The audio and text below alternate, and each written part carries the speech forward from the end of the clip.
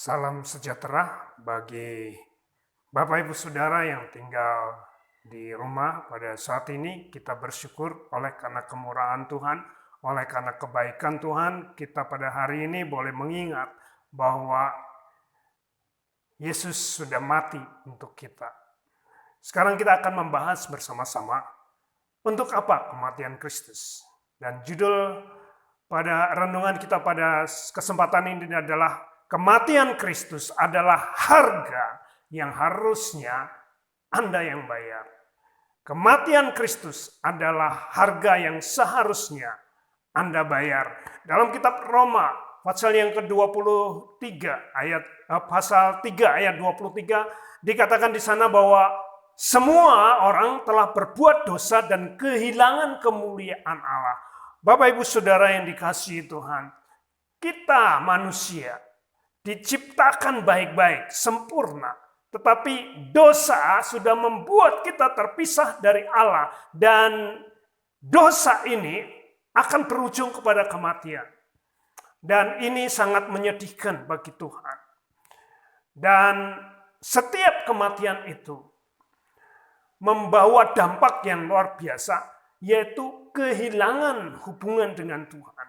Dan ini adalah sesuatu yang sangat fatal, karena dengan kita tidak berhubungan dengan Tuhan, dengan terpisahnya kita dari Tuhan, maka kita tidak punya harapan apa-apa. Kita akan menjadi orang yang terbuang dan bukan siapa-siapa lagi. Tapi bersyukur di dalam ayat yang ke-25 dari Roma 3 ini dikatakan Kristus adalah jalan pendamaian karena iman di dalam darahnya. Saudara yang dikasihi oleh Tuhan, ada pengharapan bagi kita semua. Apa yang menjadi persoalan, menjadi permasalahan, yaitu mengenai dosa kita. Dosa yang memisahkan kita dari Tuhan.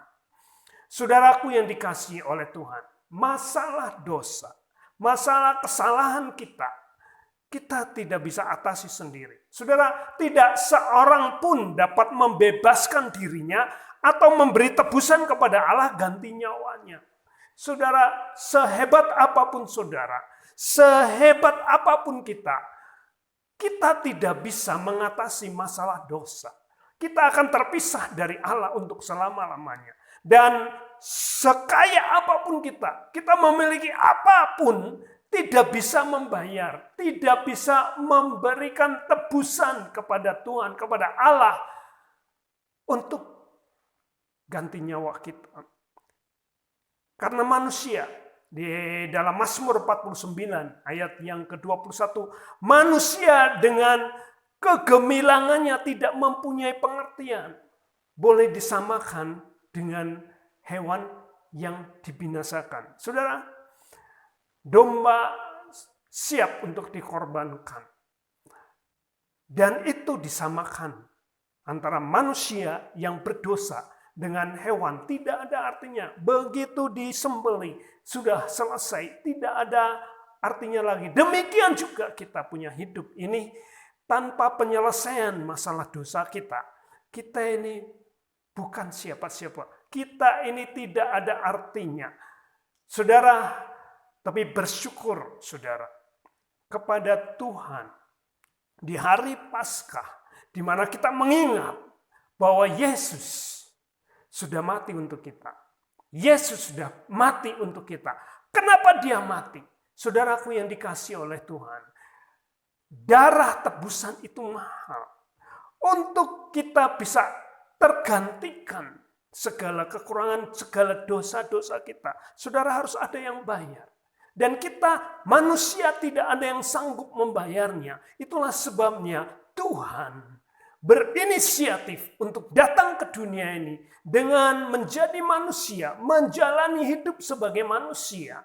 Dan dia setia, dia taat sampai akhirnya. Dan akhirnya adalah kematian. Bukan karena kesalahan.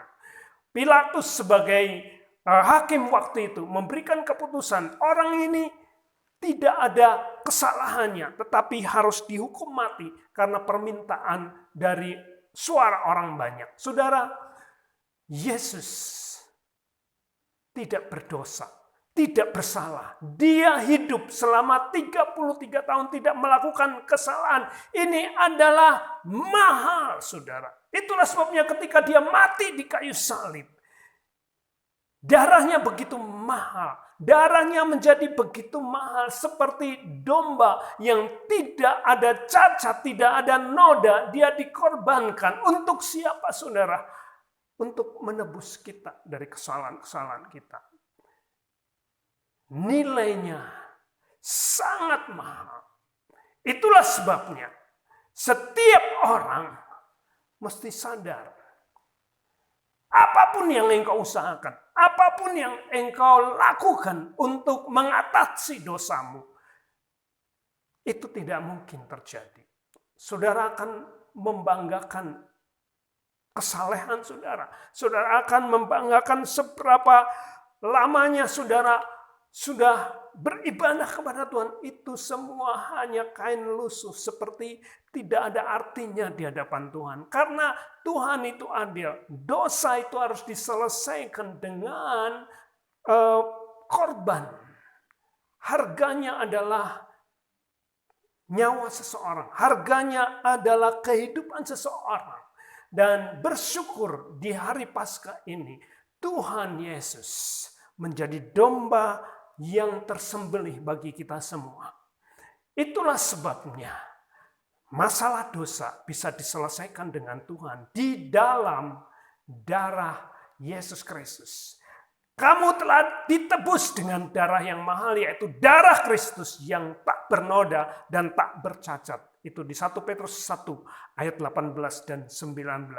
Saudaraku yang dikasihi Tuhan, kita bersyukur untuk kesempatan ini. Itulah sebabnya apa yang kita harus lakukan? Saudara, yang pertama saudara selesaikan masalah dosa saudara dalam darah Yesus.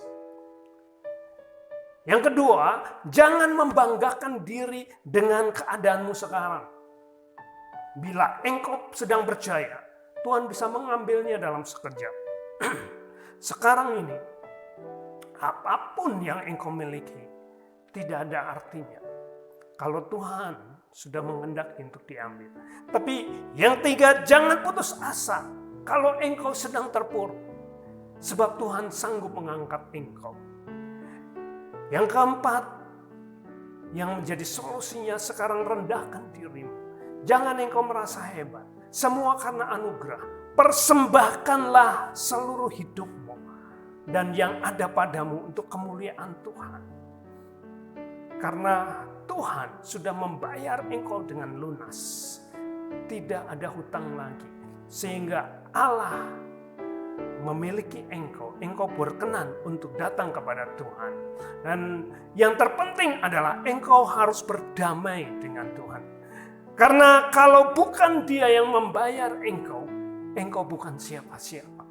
Engkau yang seharusnya bayar semuanya. Tapi Yesus sudah membayar engkau dengan lunas. Itulah sebabnya kita bersyukur pada hari ini, di mana kita bisa mengingat bahwa Tuhan Yesus sudah melakukan yang terbaik untuk kita. Mari kita lakukan yang terbaik untuk Tuhan. Tuhan memberkati kita semua. Amin.